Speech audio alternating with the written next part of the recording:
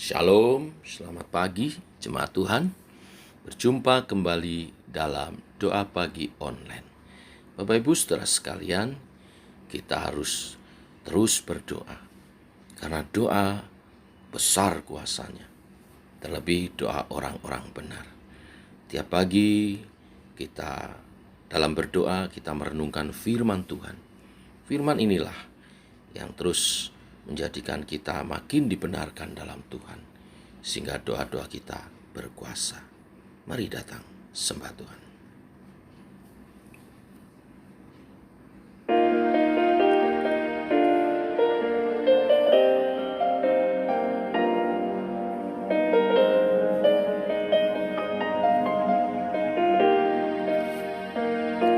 Saat keadaan sekelilingku ada di luar kemampuanku, ku berdiam diri mencarimu. Doa mengubah segala sesuatu. Saat kenyataan di depanku mengecewakan perasaanku, ku menutup mata memandangmu, sebab doa mengubah segala sesuatu.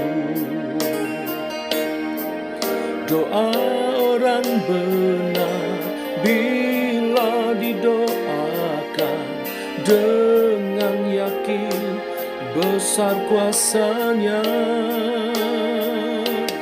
Dan tiap doa yang lahir dari iman berkuasa menyelamatkan.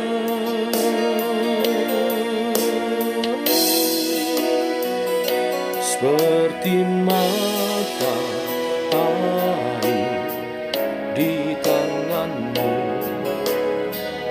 mengalir kemanapun kau mau, tiada yang mustahil di matamu.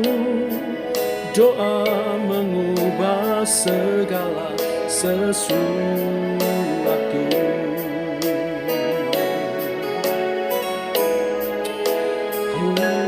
Saat kenyataan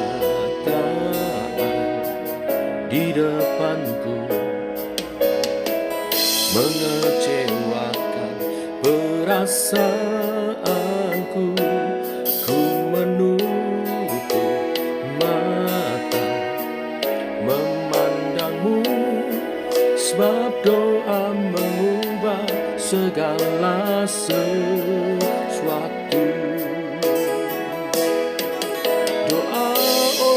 Benar bila didoakan dengan yakin, besar kuasanya. Dan tiap doa yang lahir dari iman berkuasa menyelamatkan.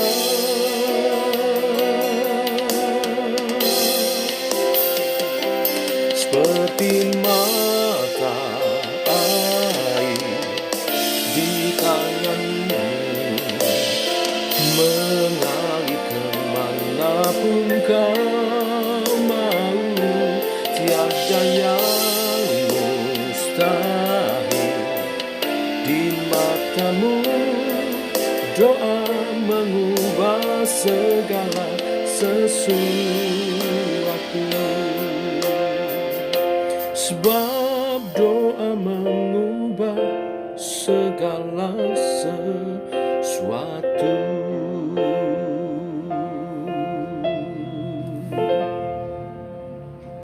Kami mau terus berdoa, karena ketika kami banyak berdoa, kami sedikit berdosa.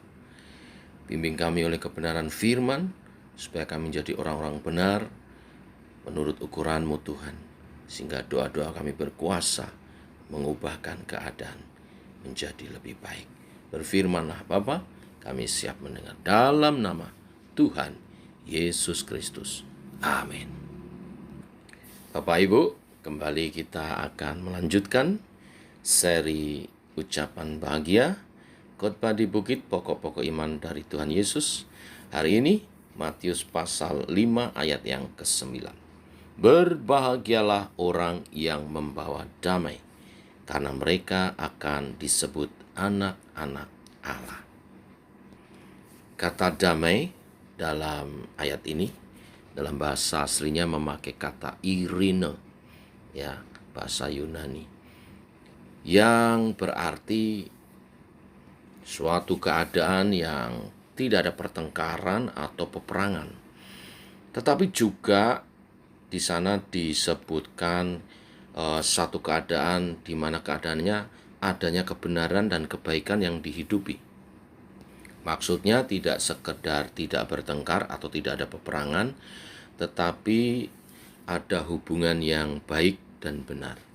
Ya, saya kasih contoh ilustrasi. Bisa juga tidak berperang atau tidak bertengkar, tapi belum tentu damai. Contohnya, Amerika Serikat dan Rusia memang tidak perang, tetapi tidak berarti ada damai di antara mereka. Nah, membawa damai. Kata membawa damai sebetulnya lebih tepat diterjemahkan orang-orang yang mengusahakan damai. Ya, dalam bahasa Inggrisnya diterjemahkan peacemakers. Jadi orang-orang yang mengusahakan damai. Yang tidak termasuk mengusahakan damai misalnya mengadu domba, memecah belah, memfitnah dan sebagainya. Juga bila ada pertengkaran, perkelahian, hanya melerai supaya tidak berkelahi, tapi belum betul-betul mendamaikannya. Ini juga bukan usaha untuk membawa damai. Ya, juga menghindari permasalahan, menghindari ribut, lalu membiarkan, ini juga bukan usaha membawa damai. Di gereja sering terjadi begitu ya, supaya nggak ribut, supaya nggak gegeran, supaya nggak tengkar, sudah dibiarin aja ya. Pembiaran hanya menunda masalah yang lebih besar akan terjadi. Nah, hal ini bukan usaha membawa damai. Bagaimana menjadi pembawa damai atau mengusahakan perdamaian? Yaitu dengan kita menyatakan kebenaran Allah tentunya. Hanya kebenaran Allah lah yang dapat mendamaikan orang dengan orang dan orang dengan Allah.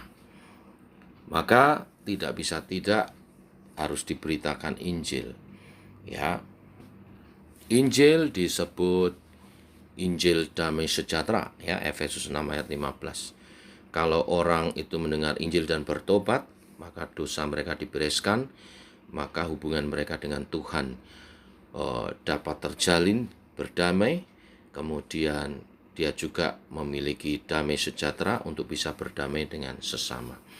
Tetapi bagaimana bila sudah percaya Tuhan tetapi hidup dalam pertengkaran? Nah, ini kita mesti menyatakan kebenaran untuk anak-anak Tuhan harus hidup dalam kasih Tuhan. Kasih bukan hanya sebagai pengetahuan, teori, kebenaran firman yang diketahui saja, tetapi kebenaran firman yang dihidupi. Saat anak-anak Tuhan menghidupi kasih, maka tidak akan terjadi pertengkaran atau peperangan. Lalu kata mereka akan disebut anak-anak Allah, ini harus dipahami. Hidup kita menjadi kesaksian, hidup kita sebagai anak-anak Allah, sebagaimana ditulis dalam Yohanes 1 ayat 12 dikatakan, tetapi semua orang yang menerimanya diberinya kuasa supaya menjadi anak-anak Allah, yaitu mereka yang percaya dalam namanya. Ketika kita percaya Yesus sebagai Tuhan dan Juru Selamat kita, kita diberi kuasa untuk menjadi anak-anak Allah. Tetapi kuasa menjadi anak-anak Allah ini harus dinyatakan melalui kesaksian hidup. Kesaksian hidup yang seperti hidupnya Tuhan, yaitu hidup yang membawa damai. Dalam 1 Tesalonika 5 ayat 23, juga Ibrani 13 ayat 20, Allah disebut Allah damai sejahtera. Damai sejahtera adalah sifat Allah. Roma 15 ayat 33, Allah disebut sebagai sumber damai sejahtera. Ya, dan Tuhan Allah selalu mengusahakan damai sejahtera atas umatnya. Jika kita membawa damai, mengusahakan damai sejahtera, maka kita menyaksikan kesaksian hidup yang benar sebagai anak-anak Allah, sebagai orang-orang percaya. Biarlah hidup kita demikian. Tuhan memberkati. Mari kita berdoa. Bapa, kami mengucap syukur buat hari ini, hari yang baru, buat segala berkat yang Kau sediakan bagi setiap kami. Biar kami menghidupi kebenaran firman-Mu, sehingga janji-janji berkat yang menyertainya digenapi atas kehidupan kami. Hari ini kami mau berdoa mendukung kesehatan kami semua Tuhan, supaya setiap kami dalam perlindungan Tuhan peroleh kesehatan daripada Tuhan, tidak terpapar daripada COVID atau sakit penyakit manapun. Dan berdoa bagi yang masih sakit dan juga dalam pemulihan, Tuhan sembuhkan dan pulihkan. Secara khusus berdoa bagi Pak Nasam yang beberapa waktu yang lalu sempat dirawat karena vertigonya dan saat ini sedang dalam pemulihan. Tuhan pulihkan. Kami nyatakan berkat kuasa kesembuhan oleh bilur-bilur darah Tuhan Yesus. Pak Nasam disehatkan, dipulihkan kembali. Kami bersyukur karena jemaat-jemaat yang beberapa waktu yang lalu kurang sehat sekarang telah pulih dan sehat kembali. Biarlah syukur kami nyatakan dengan kami beribadah kepadamu Tuhan, dan bekerja berkarya bagi kemuliaan nama Tuhan, sehingga kami boleh meraih rezeki dan masa depan yang lebih baik lagi di dalam Engkau, menjadi kesaksian hidup sebagaimana firman yang kami dengar hari ini.